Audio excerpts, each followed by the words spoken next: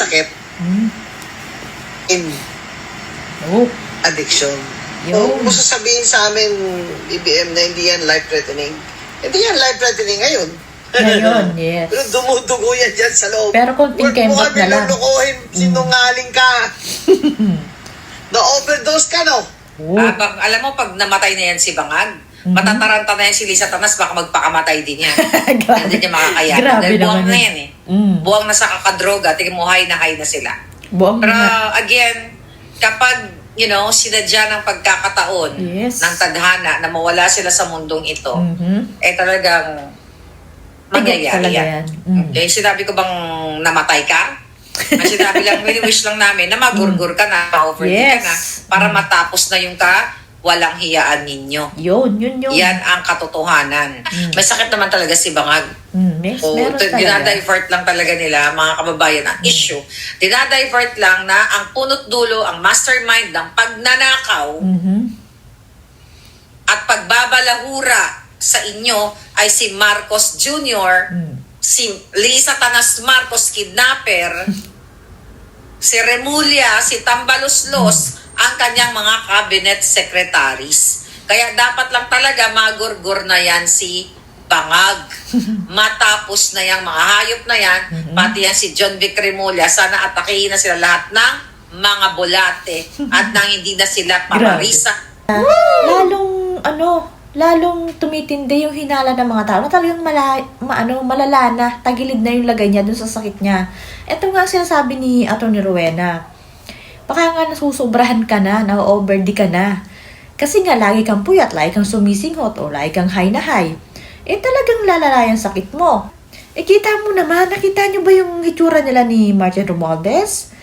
Para talagang on the way na yung sundo nila. Akalain mo yan, ang tinitiran nila, ang pinagtutulungan nila ng ilang taon ay si BP Sara. Tingnan nyo ang mga hitsura nila ngayon. Ang ganda-ganda ni BP Sara. Samantalang si Martin at si BBM, nako, iba na ang kulay at ang papayat na, diba?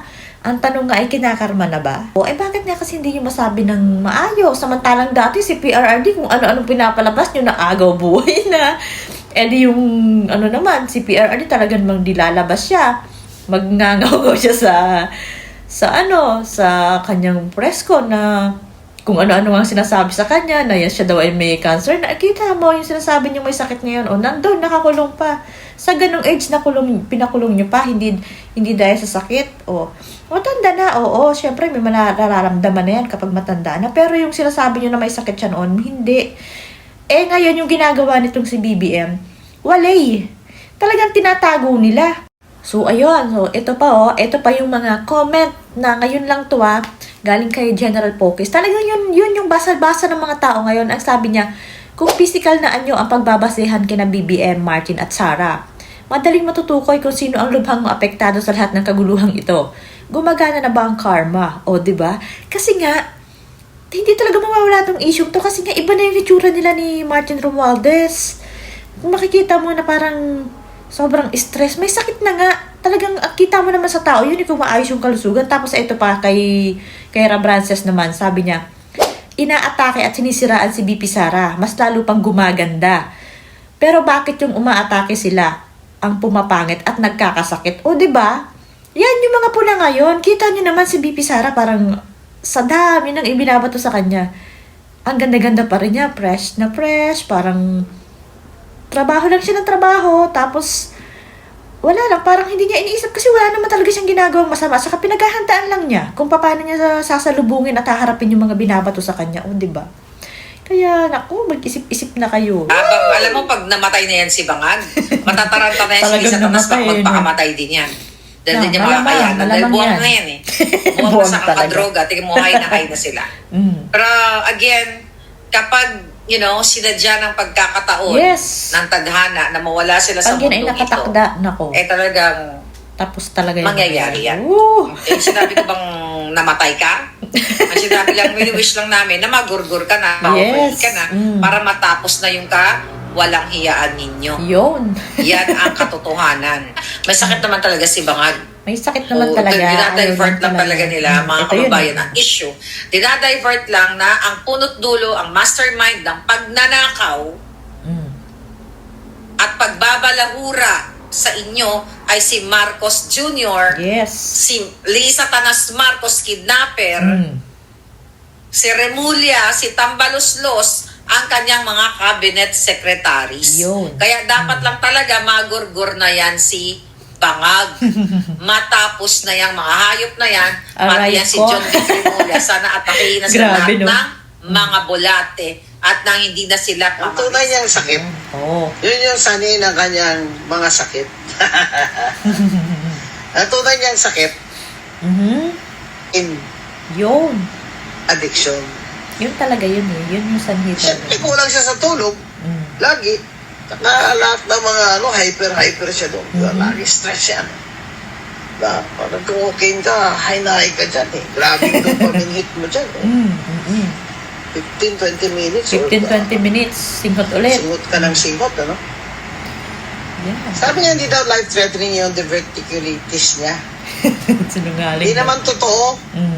Yan yung dumudugo yung mga large intestine mo. Yes, yan yun eh.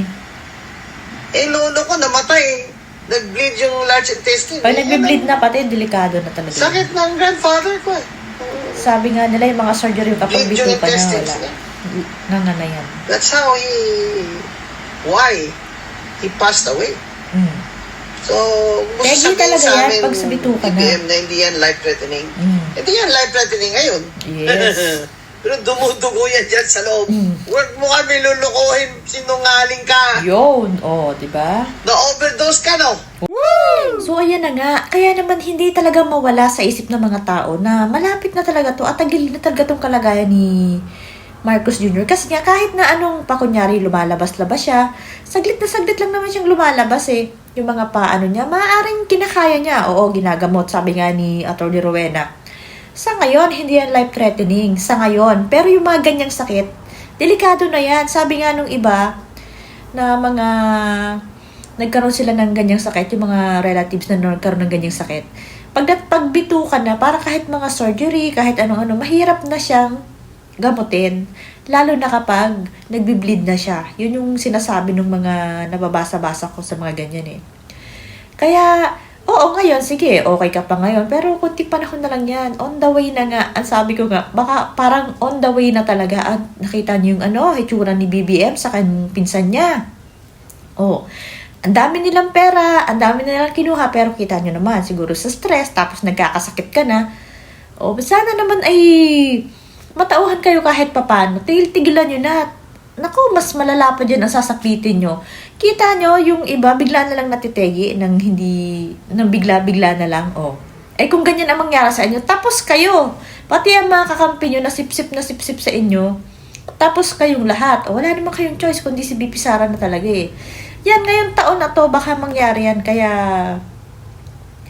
pag-isip-isip na kayo. Or kung hindi man, sabi nga ni Kong Erese, parang good strategy yung ginawa ni BP Sara. Kasi nga, parang, ang sinasabi niya doon, ang basa niya, parang, kayo mga congressman na pumerma nung unang impeachment ko, baka napatawad ko na kayo. Pero pag pumerma pa kayo ngayon, baka hindi ko na kayo mapatawad. O yan, lagot kayo. Ay kitang-kita nyo naman na kahit na anong ginagawa kay BP Sara, ay hindi nyo naman kayang mapatumba. Tapos ngayon, may mga sinasabi yung DOJ na i-review na daw yung mga case ni BP Sara. Nako, ang tagal nyo nang ginaganyan yan si BP Sara. Ikitang-kita naman kasi ng mga tao na hindi naman kasi totoo na nagawa-gawa nyo lang, na napakasinungaling ng lahat ng ginagawa nyo. Sabi nga ni Kong Mike, nakakaawa na rin si Auntie Claire. Kasi parang ang hirap-hirap ng trabaho niya. Akalain mo puro pagsisinungaling ang gagawin niya tuwing magbubuka yung bunganga niya. Tapos pinagtatawanan na siya ng mga tao. Kasi kung ano-ano lang ang sinasagot niya eh. Magawa lang niya yung trabaho niya. Akalain mo yun? O. Tapos ang hirap kasi talaga kapag alam mo yung tatanungin ka tapos kailangan mo magsinungaling. Eh di ba ang ganda sa pakiramdam na pag tinanong ka, alam mo yung isasagot mo. Di ba? Eh sila, kung ano-ano, invento ng ganito, puro scripted, puro tanim ebidensya, yung mga ganyan, tanim kaso, lahat ginagawa nila. So, naging na nila naging mark na nila. Talagang ganon yung style nitong admin na to. Puro pampubudol, puro kasinungalingan, ganon na ang ginagawa nila. Parang, Kita mo yan, lahat ng tao bumabati ko sa kanila. Tataniman nila ng kaso, kakasuhan nila. Ngayon lang talaga nangyari yan sa history ng Pilipinas. Meron namang mga nakakasuhan pero hindi ganyan lahat. Pati mga vlogger, lahat ng mga nagsasalita, lahat ng kakampi ng mga Duterte, gigipitin. Lahat na sabi nga ni Bibi Sara, hindi na niya kinakausap yung mga ibang senador. Kasi nga, yung mga taong kumakausap sa kanya, kahit kinukumusta lang siya, ay pinag-iinitan ng mga bangag. Bangag nga kasi. Kaya ganun. Diba? Akalain mo yan? Saan ka nakakita ng ganyan? Sobrang lubog na lubog sa kumunoy itong admin na to. Alam na alam niya ng mga tao, hindi naman bubo mga Pilipino eh. Mapagtiis, oo, pero yung alay sa utak nila, meron naman na dyan eh, yung mga sumasang-ayon sa kanya, syempre yung mga nakikinabang. Yung mga kapartido nila na inaano na lang, parang buntong hininga na lang kapag nakikita yung mga ginagawa nila kasi nga nakikinabang sila or binabayaran sila or talagang galit lang sila sa mga Duterte, ganon. Ganon lang yung choice ng mga taong ipinaglalaban. Parang kita mo sila rin doon, parang baliw na, no? Si Trillanes, yung mga nila parang mga baliw na sila sa sobrang pagka-obsess nila na hindi maging presidente si BP Sara. Pero paano nga yan kung matitegi na?